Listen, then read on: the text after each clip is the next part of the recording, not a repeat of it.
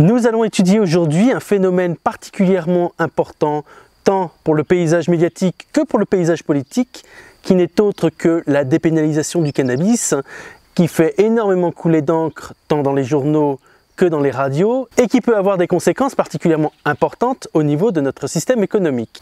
À l'image de la proposition de dépénalisation du cannabis proposée par la sénatrice du Val-de-Marne, Madame Esther Benbassa, qui en fin de compte nous donne aujourd'hui des grandes interrogations par rapport notamment à l'urgence qu'est le trafic actuel par rapport à ce stupéfiant, nous allons un petit peu étudier et voir quelles sont en fin de compte les utilisations mais aussi les différents types de cannabis et leur implication directe au niveau de la vie quotidienne des Français. À l'image des propos du porte-parole du gouvernement, M. Jean-Marie Le Guen, qui nous dit en ces termes « La répression comme nous l'appliquons aujourd'hui, tant au niveau des consommateurs de cannabis qu'aux producteurs ou qu'aux revendeurs, ne fonctionne pas. Et la France est l'un des pays d'Europe qui consomme le plus de cannabis. On le voit particulièrement au niveau des différentes études et enquêtes d'opinion publique. Nous sommes sur une fourchette au niveau des 15-64 ans, sur un total de 40,9% de la population qui a déjà au moins fumé un pétard. Contre 35,6 pour le Danemark, 30,4 pour l'Espagne et l'un des taux les plus bas qu'on puisse connaître au niveau de l'Union européenne, qui n'est autre que 25,7 pour les Pays-Bas, qui comme tout le monde le sait, a totalement légalisé la consommation de cannabis. Et l'Observatoire français des drogues et des toxicomanies est le premier à nous montrer cette incohérence au niveau de la politique des différents États membres de l'Union européenne. Et sur les 25, nous allons avoir des pays d'États membres qui ont totalement légalisé le cannabis, tant dans sa consommation que dans sa production, et qui côtoient à quelques kilomètres des pays qui, en fin de compte, ont une politique totalement répressive. On pourrait presque se demander, en fin de compte, si le cannabis ne serait pas une drogue particulièrement violente qui viendrait, en fin de compte, justifier l'ensemble de ces politiques restrictives. Et d'après le rapport du Dr Rogue de 1988, le cannabis avec son principe actif de tétrahydrocannabinol n'est autre que le THC et qu'il va avoir différents effets sur le corps humain. On va avoir différentes classifications et on va se rendre compte que le cannabis n'est pas une drogue ayant des effets particulièrement sévères et ne va pas donner de dépendance au niveau psychique. Mais comme toute drogue, il ne faut évidemment pas minimiser les effets du THC, le tétrahydrocannabinol, sur l'organisme. On va avoir plusieurs degrés de symptômes, suivant évidemment les personnes concernées, avec des accoutumances, mais aussi différents paliers qui vont intervenir suivant le type de consommation que l'on a par rapport au cannabis. On va avoir des troubles dans un premier temps qui sont des troubles de la coordination motrice, de l'attention et surtout une augmentation du temps de réaction, ce qui va directement impliquer que lorsque l'on conduit sous emprise du THC, on a des réflexes qui vont être diminués et un risque plus fort d'accident. Le deuxième stade, par rapport à une consommation beaucoup plus fréquente, peut entraîner chez certains individus des hallucinations, de l'anxiété et de la fatigue importante. On a aussi des effets de dépression suivant les différentes personnes et surtout la quantité de cannabis que l'on aura consommé. Et le dernier stade va être encore pire, car une forte consommation régulière de cannabis avec le THC va directement impliquer d'une part une dépendance, mais surtout une aggravation et un accompagnement des troubles psychiatriques déjà présents chez la personne. Et c'est en ça que le THC est excessivement dangereux et doit évidemment être particulièrement contrôlé et dosé, notamment au niveau des personnes ayant déjà un passé psychiatrique ou des symptômes préalarmants. Et force est de constater que la législation française sur le cannabis est actuellement particulièrement dangereuse puisqu'elle va favoriser le marché noir, une certaine dose de dangerosité pour les différents utilisateurs de cannabis, mais aussi, et c'est là le principal problème que l'on peut avoir, un engorgement au niveau des différents tribunaux qui traitent de ces problèmes de stupéfiants et un budget particulièrement important au niveau du gouvernement pour notamment la répression et les interpellations.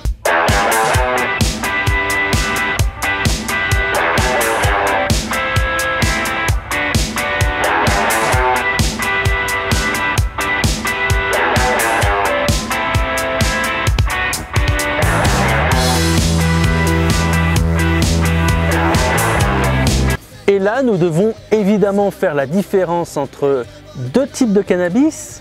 Le cannabis avec un taux de THC élevé pour l'utilisation en tant que stupéfiant et un cannabis qui, lui, en tous les cas, aura un taux excessivement pauvre en THC et qui sera utilisé pour le textile principalement.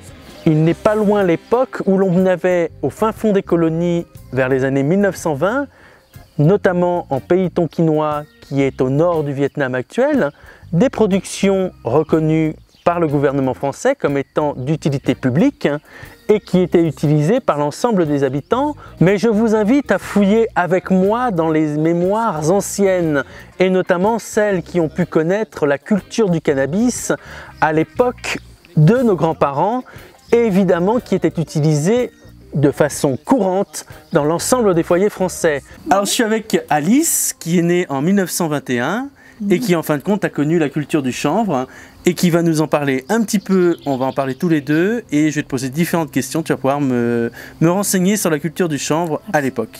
Moi je me rappelle du chanvre quand c'était avant la guerre. On cultivait du chanvre uniquement pour faire des cordes, pour pouvoir attacher le foin quand on allait dans les champs. On fixait la corde au chariot, c'était des cordes en chanvre et on cultivait le chanvre uniquement pour ça, uniquement pour faire des cordes. Et alors on se met le chanvre normalement, on le faisait pousser et quand il était mûr, on coupait les tiges et on les mettait sur un pré qui venait d'être fauché et on laissait rouir ces tiges de façon à ce que l'écorce puisse s'en enlever facilement. C'est ces écorces qui servaient pour faire la corde. Alors, rouir, ça veut dire laisser sécher, c'est ça? Laisser sécher dans un sens qu'au bout de 3 jours, on retournait avec un grand manche de râteau. Je me souviens, on tirait une quinzaine de branches qu'on retournait, qu'on laissait sécher encore 4 ou 5 jours comme ça. Et au bout quand c'était bien sec, on mettait ça dans un coin de la grange et l'hiver, d'enlever le chur autour. L'écorce, c'est ça, l'écorce du chanvre. Et ma grand-mère faisait ça devant sa cheminée l'hiver. On lui apportait un petit fagotin de bûches sèches qu'elle essayait de dépioter comme ça. Après, on portait ça chez le cordier, il faisait des cordons. Ou alors, on mettait ça sur un rouet, on faisait du fil, et ma grand-mère faisait des chemises ou des draps. C'était des draps pas très larges, c'est pour ça qu'il y avait une couture au milieu, parce que le métier à tisser n'était pas très large. Voilà. Ça s'est passé, j'avais 10 ans.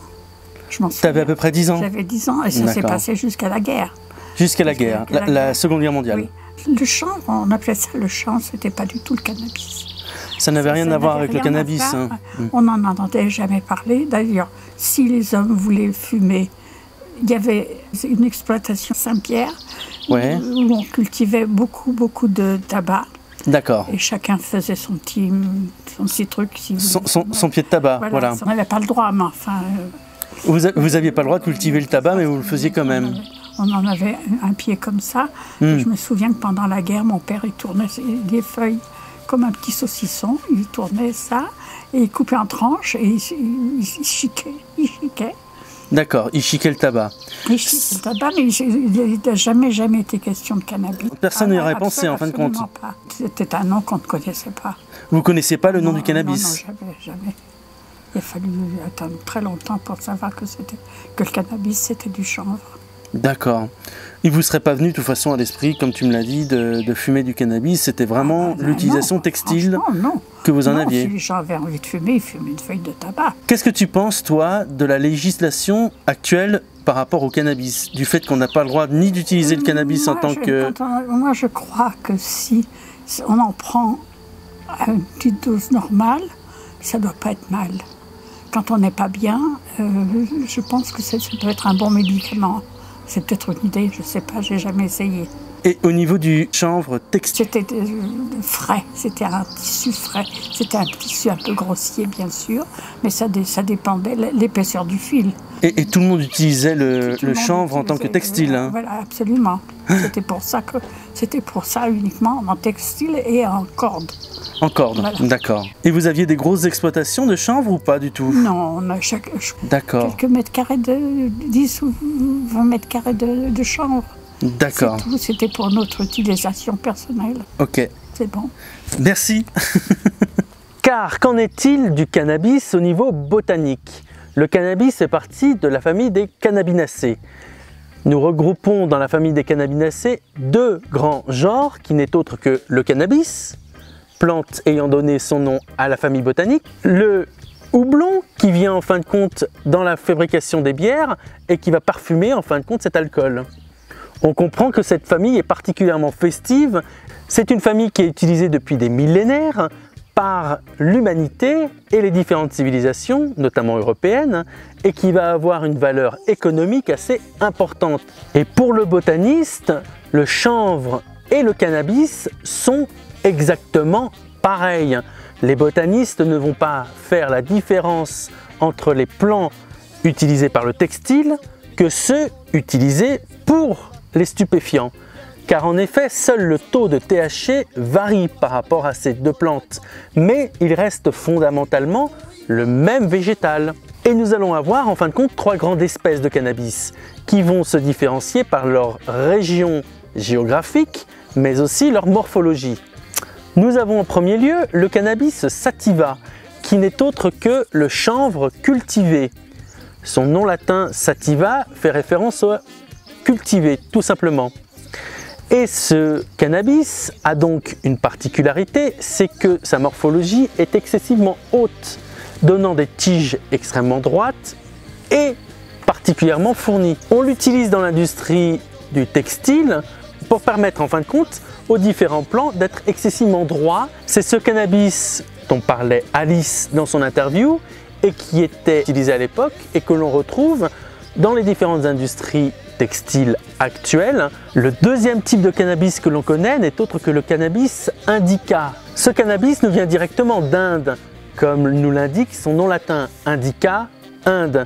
Et il est vrai que c'est une plante que l'on retrouve dans les milieux montagneux, notamment pas loin du Tibet. Ce cannabis est utilisé depuis des millénaires par les différentes civilisations indiennes qui l'utilisent en tant que stupéfiant, car ce cannabis a un taux en THC le plus élevé de l'ensemble des espèces déjà cultivées. Son feuillage est différent de celui du sativa. Il est beaucoup plus épais au niveau des feuilles, mais moins long. Et le port de cet arbuste va être totalement différent puisqu'il est plus bas et plus dense que celui du sativa. Et le dernier cannabis qui nous intéresse n'est autre que le ruderalis, qui, comme son nom l'indique, est une plante rudérale, c'est-à-dire que l'on va retrouver près des chemins, dans des champs, près des rivières, et qui en fin de compte va pousser facilement en milieu urbain et près de l'homme, d'où son nom de ruderalis. Rudéral en français. C'est le cannabis qui aura le moins de teneur en THC et qui ne sera pas consommé en tant que plante stupéfiante, puisqu'elle est même considérée comme étant une mauvaise herbe dans les pays où elle pousse, c'est-à-dire en Russie et en Europe de l'Est. Fumer cette plante est aussi utile que de fumer un pissenlit, mais elle sera principalement cultivée pour ses fibres. Il s'avère que de cultiver le chanvre à fibres est un enjeu de niveau mondial. La consommation mondiale de chanvre à fibres est de l'ordre de 90 millions de kilos par an, ce qui implique un marché absolument monumental. La Chine notamment l'a particulièrement bien compris puisqu'elle est à peu près à 50% des productions mondiales de chanvre à fibres et on ne peut que constater cet effet particulièrement pervers. Aujourd'hui, le chanvre est totalement anecdotique par rapport à la production des différentes fibres au niveau mondial, avec une place de choix qui n'est autre que celui du coton, qui va ainsi directement influencer l'ensemble des textiles. Quant au chanvre à fibres, il remporte l'une des dernières places avec 1,4% des productions mondiales au niveau des fibres. La France possède 11 500 hectares de culture de chanvre à travers des départements bien déterminés qui sont directement contrôlés par un organisme d'État, la coopérative centrale des producteurs de semences de chanvre qui va en fin de compte réguler et étudier l'ensemble des dossiers des différents agriculteurs souhaitant ainsi se lancer dans la culture du chanvre textile. Du fait de la législation particulièrement sévère que l'on a en France, la culture du chanvre textile est excessivement réglementée et nous avons notamment des variétés de différentes semences qui vont être homologuées, qui auront comme point commun un pourcentage de THC inférieur à 0,20% du poids total de la plante. Que peut-on faire avec ce chanvre? Tout simplement sauver la planète. Ce chanvre peut remplacer le plastique que l'on utilise tous les jours dans notre quotidien et qui vient, on le sait, polluer l'environnement de l'Hexagone, mais aussi l'environnement mondial. Dois-je vous rappeler les conséquences catastrophiques sur les océans que l'on a au niveau du plastique, et notamment la création du 8e continent que l'on trouve dans le Pacifique. Car en effet, les différentes utilisations du chanvre nous sont directement héritées du temps passé où l'on l'utilisait pour le textile. Regardons un peu ensemble ce qu'on pouvait faire avec. Comme on a pu le voir avec le témoignage d'Alice, les différentes fibres étaient tressées pour former des bobines, comme on a ici, une bobine de chanvre tout simplement. Comme vous pouvez le voir, le fil est assez fin et c'est un matériau particulièrement résistant que l'on va notamment utiliser dans la marine pour faire des cordes, tout simplement. Et ces petites bobines et ces cordes sont aussi excessivement utilisées, évidemment, dans le milieu agricole durant l'ensemble du début du XXe siècle. De ces différentes bobines de fil, nous allons aussi, comme on a pu l'entendre avec Alice, avoir des matériaux textiles comme des draps, des torchons qui vont être filés durant l'ensemble du début du XXe siècle, mais aussi des vêtements, des tuniques, différentes chemises et des pantalons qui vont en fin de compte pouvoir être utilisés dans le textile du XXe siècle. Ce ne sont évidemment pas les seuls bienfaits que l'on peut avoir au niveau des différents chanvres.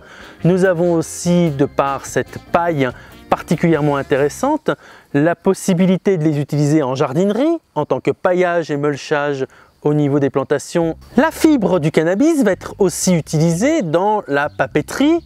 Pendant de nombreuses années, nous allons avoir en fin de compte du papier de chanvre extrêmement connu.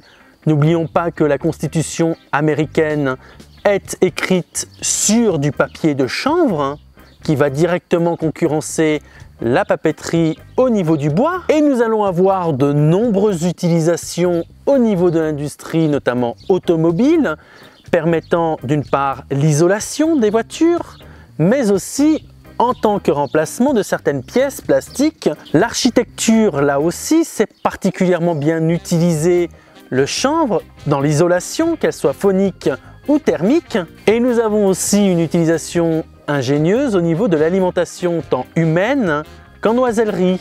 Les graines du chanvre, que l'on appelle les chenevisses, sont absolument utilisées dans l'ensemble des différentes alimentations énergétiques pour les oiseaux de cage et de volière. On les retrouve dans les différents mélanges servant à l'alimentation des oiseaux. L'industrie de l'alimentation humaine est aussi très intéressée par ces différentes graines qui viennent en fin de compte compléter et ont une valeur énergétique assez importante. Car en effet, le chanvre textile va aussi être cultivé pour sa production de graines.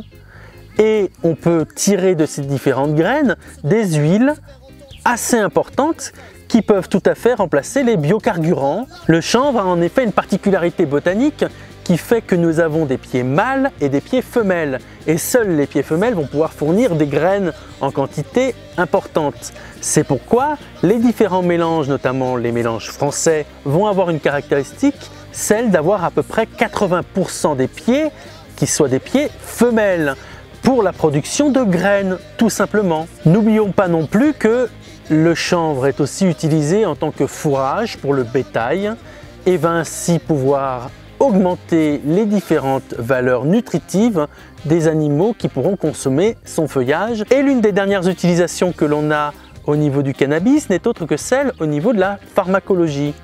En effet, les différents laboratoires pharmaceutiques utilisent fréquemment les différents effets du cannabis, notamment pour lutter contre la sclérose en plaques et la douleur que celle-ci peut impliquer. Et voilà donc un des enjeux de la planète, une des plantes nous permettant en fin de compte de pouvoir répondre de façon particulièrement efficace à cette pollution par le plastique qui vient empoisonner nos océans et nos paysages. Le chanvre est biodégradable, c'est l'une des plantes qui consomme le moins d'eau, c'est l'une des plantes qui a besoin le moins de pesticides et qui aura des facilités pour pousser dans les climats les plus rudes. La préservation des écosystèmes et de la biodiversité qui leur sont directement liées est aussi en lien avec les utilisations que nous pouvons avoir dans nos pays industrialisés. Et le chanvre, dans sa culture et dans les réponses qu'il peut donner via un matériel naturel et utilisable à différentes échelles, peut tout à fait être une solution au niveau mondial. En effet, il faut bannir de notre utilisation petit à petit des matériaux qui auront directement des conséquences néfastes sur l'environnement, comme le plastique par exemple. Et nous devons agir rapidement pour ainsi sauvegarder notre planète. La France doit là aussi prendre ses responsabilités, notamment face à sa loi particulièrement restrictive au niveau de l'utilisation du chanvre, mais pas seulement. À l'image de ces différentes chambres d'agriculture, comme par exemple celle de la Marne, qui vient donner différentes plaquettes et vient donc éduquer les agriculteurs aux bienfaits et aux bénéfices que peuvent avoir les différentes utilisations du chanvre, nous devons avoir une politique permettant de faciliter la culture du chanvre, mais aussi savoir l'exporter et en faire un fer de lance de notre politique environnementale. Je tenais aussi avant tout à remercier Alice, ma grand-mère, qui a pu nous donner un rapide souvenir de ses différentes utilisations avec le chanvre lorsqu'elle était petite. Mais je tiens aussi à souligner les différentes études qui ont pu me permettre de créer cette vidéo, notamment grâce au ministère de l'Agriculture de l'Ontario au niveau du Canada, qui en effet fait des études particulièrement poussées et a permis l'autorisation de la culture intensive du chanvre sur son sol. Les liens seront directement en description. Cette vidéo vous a plu, n'hésitez pas à lâcher un petit pouce bleu, à directement mettre un avis dans les commentaires, j'y répondrai avec grand plaisir, à me suivre bien sûr sur les réseaux sociaux via Facebook et Twitter, et à vous abonner à ma chaîne. Ainsi vous pourrez constater qu'il y a différentes vidéos qui sortent sur la botanique, sur les jardins et évidemment sur les plantes.